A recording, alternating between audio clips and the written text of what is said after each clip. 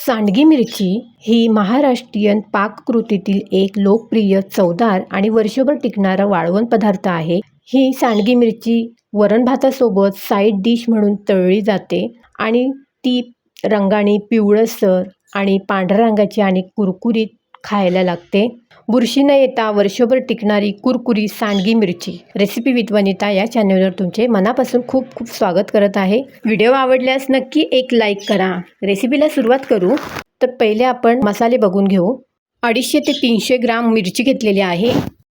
धने घेतले 10 चमच, मोहरी घेतलेली आहे 8 चमच, हळद घेतलेली आहे 2 चमच, जिरे घेतलेले 4 चमच, हिंग 3 चमच, मेथीदाणे पाऊण, मीठ 2 चमच, लिंब 2 आणि तेल घेतलेलं आहे. मसाले घेण्यासाठी हा चमच वापरलेला आहे. आता मिरची आपल्याला धुवून घ्यायची आहे.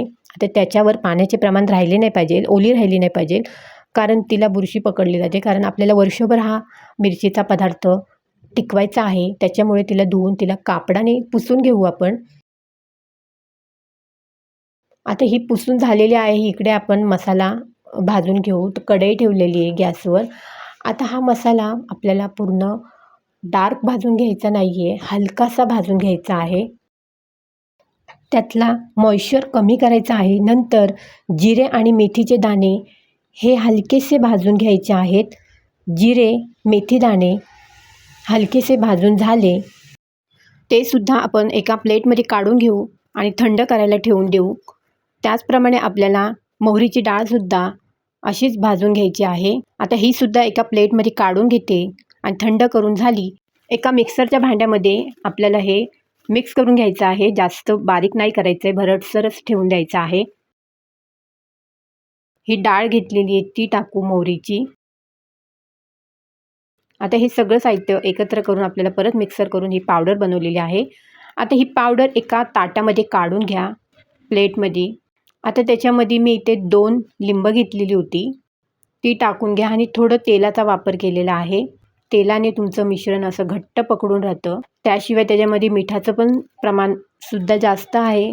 उन्हामध्ये गरम झाल्यामुळे मिठाला पाणी सुटतं आणि मिश्रण असं घट्ट धरून ठेवतं.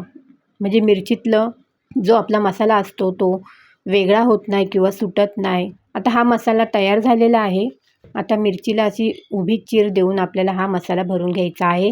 आता ह्या मिरचीमधली मी बी काढलेली नाही आहे, कारण मिरची खाताना थोडीशी तिखट आंबट लागली पाहिजे, म्हणून मी बी काढलेली नाही. आता हे मसाले मिरचीमध्ये भरून घेऊ. आता मिरचीमध्ये मसाले भरून झालेले आहेत. अजून थोडी मिरची घेतलेली आहे आणि मसाले भरून झालेले आहेत. आता एक मोठं ताट घ्यायचं आणि त्याच्यामध्ये ह्या मिरच्या मस्त अशा ठेवून द्यायच्या. 2 ते 3 दिवस उन्हामध्ये ह्याला सुकून द्यायच्या. उन्हामध्ये 2 ते 3 दिवस लागतात मिरची सुकवण्याकरता. आता ही मिरची उन्हामध्ये मस्त सुकून घ्या आणि आपली सांडगी मिरची तयार झालेली आहे. कशी वाटली मंडळी रेसिपी? आता ही मिरचीमध्ये मी दहीची मिरचीसुद्धा केलेली आहे, त्याची व्हिडिओ अपलोड करणार आहे. व्हिडिओ आवडल्यास नक्की एक लाईक करा. धन्यवाद.